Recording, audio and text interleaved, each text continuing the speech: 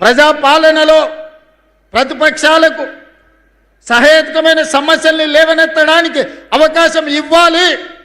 శాసనసభలో శాసన మండలిలో ప్రశ్నలు లేవనెత్తడానికి ప్రభుత్వం నుంచి పనులను సాధించుకోవడానికి అవకాశం ఇవ్వాలని చట్ట సభల్లోనే కాదు బహిరంగ వేదికల్లో కూడా మా ప్రతిపక్షాలైన ఎమ్మెల్యేలను ఎంపీలను మాట్లాడిపిస్తున్నాం. ఈ సాంప్రదాయాన్ని తెలంగాణలో కొనసాగించాలి. తెలంగాణ అంటే రాజకీయ విలువలకు వేదిక, తెలంగాణ అంటే ఒకరినొకరి గౌరవించుకునే ప్రాంతమని ఈ దేశానికి ఆదర్శంగా నిలబడాలని ఈనాడు ఒక మంచి సాంప్రదాయానికి ప్రయత్నం చేస్తున్నాం. మా మిత్రులు కలిసి వచ్చినందుకు వారికి మనస్ఫూర్తిగా నేను ధన్యవాదాలు తెలియజేస్తున్నా. కొంతమంది కొన్నిసార్లు మైకు వస్తే చాలు ఏది మాట్లాడుతున్నాం, ఎందుకు మాట్లాడుతున్నాం, ఎప్పుడు మాట్లాడుతున్నాం, ఎలాంటి భాష వాడుతున్నామనే విచక్షణ కోల్పోయి ఏది పడితే అది మాట్లాడడం ద్వారా పేదలకు, దళితులకు, ఆదివాసులకు, గిరిజనులకు అన్యాయం జరుగుతుంది. ఇన్నవాడికి మాట్లాడడానికి వచ్చే నష్టం ఏం లేదు. కానీ అదే సమస్యల్ని ఒక పద్ధతి ప్రకారం లేవనెత్తితే ఈనాడు మంజూరు చేసిన ప్రాజెక్టులు మా శాసనసభ్యులు ఏం లేరు. ఈరోజు young India integrated residential school కావచ్చు, సాగునీటి ప్రాజెక్టులు కావచ్చు, రోడ్లు కావచ్చు, ఇచ్చిన పనులు కాంగ్రెస్ పార్టీ శాసనసభ్యులు, పార్లమెంట్ సభ్యులు లేరు. లేకపోయినా ఇది పేదలకు అన్యాయం జరగకూడదు, పేదలకు మేలు జరగాలి, ఈ ప్రాంతంలో అభివృద్ధి పెంచాలి అని ఈనాడు ఇన్ని పనుల్ని మంజూరు చేసి ఈరోజు 1250 కోట్ల రూపాయలతోని మా మిత్రులు బట్టి విక్రమార్క గారు ఉదయం బయలుదేరే ముందు నాకు ఒక ఫోన్ చేసిరు.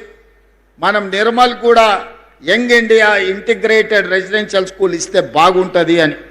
నిర్మల్లో మా ఎమ్మెల్యే గారు ఏం లేరు, కానీ అక్కడి ప్రజలు మనవాళ్ళే, అక్కడి ప్రజలు తెలంగాణ బిడ్డలే. నిర్మల్కు కూడా young India integrated residential school తక్షణమే మంజూరు చేయండి అని బయలుదేరే ముందు 200 కోట్ల రూపాయలతోటి నిర్మల్ శాసనసభ నియోజకవర్గానికి కూడా ఈనాడు స్కూలు ఇచ్చి ఈరోజు ప్రారంభోత్సవ కార్యక్రమాల్లో మనము ఇంక్లూడ్ చేసుకున్నాం.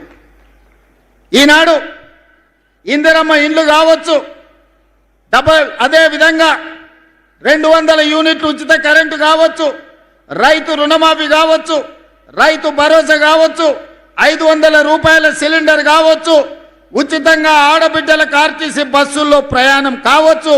ఇవేవి కూడా కాంగ్రెస్కు ఓటేస్తేనే చేస్తామని అనలేదు. ఇవాళ ఈ రాష్ట్రంలో ఉన్న ప్రతి ఆడబిడ్డ 2 సంవత్సరాల 3 నెలలు దాదాపుగా 28 నెలల్లో 10,000 కోట్ల రూపాయలు ఆడబిడ్డల్ని ఆర్టీసీ బస్సులో ఉచిత ప్రయాణానికి బట్టి విక్రమార్క గారు నిధులు మంజూరు చేసిందంటే దాంట్లో నన్ను అన్నా అని పిలిచే వాళ్ళు ఉండొచ్చు, లేకపోతే ఇతర పార్టీలకు నమ్మకం విశ్వాసం ఉన్న వాళ్ళు కూడా ఉండొచ్చు. మేము పార్టీలు చూడలే, ఆడబిడ్డల కష్టాలు చూసినాం. ఆడబిడ్డల ఆర్టీసీలో ఉచిత ప్రయాణం ఉండాలి.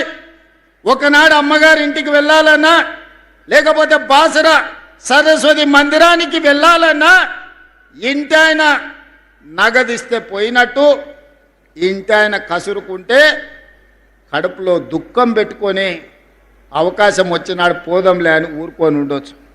కానీ ఇవాళ పరిస్థితి లేదు. మా అక్కలు ఈడు ఉన్నారు, మా అక్కలు చెప్పాలి. 2023 డిసెంబర్ 9 నాడు ఆర్టీసీ బస్సుల్లో ఆడబిడ్డలకు ఉచిత ప్రయాణం అన్నాం. దాదాపుగా 28 నెలలు అయింది. మా అక్కలు ఇక్కడ సాక్షి.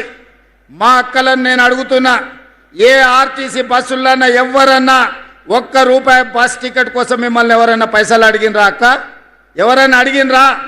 ఎక్కడైనా సరే ఆదిలాబాద్ నుంచి హైదరాబాద్ కానీ, ఆదిలాబాద్ నుంచి అలంపూర్ కానీ, లేకపోతే బాసర నుంచి భద్రాచలం కానీ, లేకపోతే ఇక్కడుండే సత్యనారాయణ స్వామి మా పెద్దలు ప్రేమసాగరరావు గారు చెప్పారు, ఆ గుడి నుంచి యాదగిరిగుట్ట లక్ష్మీ నరసింహస్వామి దగ్గరికి పోవాలంటే ఎప్పుడన్నా ఆడబిడ్డలు బస్ ఎక్కి ₹1 ఎవరైనా అడిగినరా? అక్క అడిగినరా? నేను ఆయననే చెప్పిన, ఎవరైనా మిమ్మల్ని బస్సు టికెట్కు పైసలు అడిగితే మీ తమ్ముని ఫోటో బ్యాగులో పెట్టుకోండి, మా తమ్ముడు పట్నంలో ఉంటాడు, బస్ కిరాయి పైసలు గాడిస్తాడు, తీసుకోపో అని చెప్పి ఆయనకి చెప్పుర్రి అని. ఆయలటి నుంచి ఇవాళటి వరకు 10,000 కోట్ల రూపాయలు ఇవాళ మా ఆడబిడ్డలకు